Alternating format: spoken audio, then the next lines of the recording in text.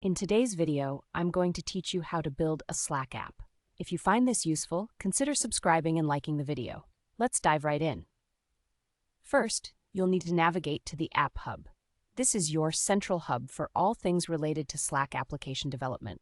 To get started, head over to api.slack.com/apps. This page is where you'll manage everything for your Slack app.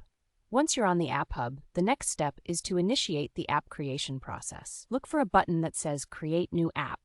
This is your gateway to building something exciting.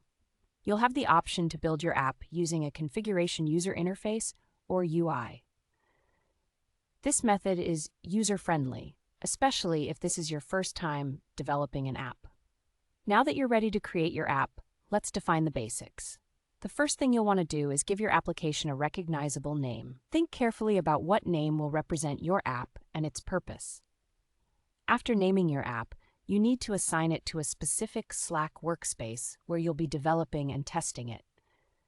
This step is crucial because it determines where your app will operate. Once you've taken care of these details, go ahead and click on Create App to initialize it. With the app now created, it's time to customize and describe it. You'll want to fill out the app settings, which include defining its scopes and features. Each app needs a description that helps your workspace members understand its purpose. Make it clear and concise. After providing all this important information, remember to click Save on your changes. This ensures that everything you just created is stored safely. Now we're getting closer to seeing your app in action. The next step is to deploy the app to your workspace.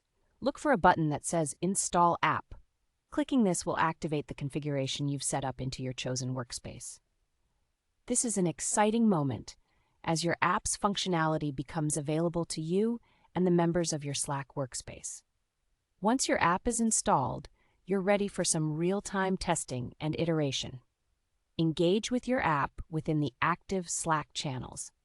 This is where you can see what works well and what might need adjustments. Don't hesitate to tweak and refine your app as you gather feedback. As you continue with this process, remember that Slack's API documentation is your friend.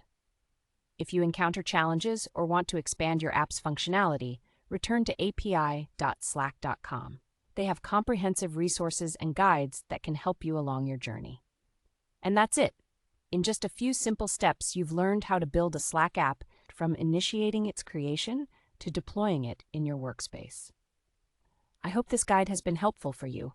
If you enjoyed this video, don't forget to hit that subscribe button and give it a thumbs up. Let's keep building and creating amazing apps together.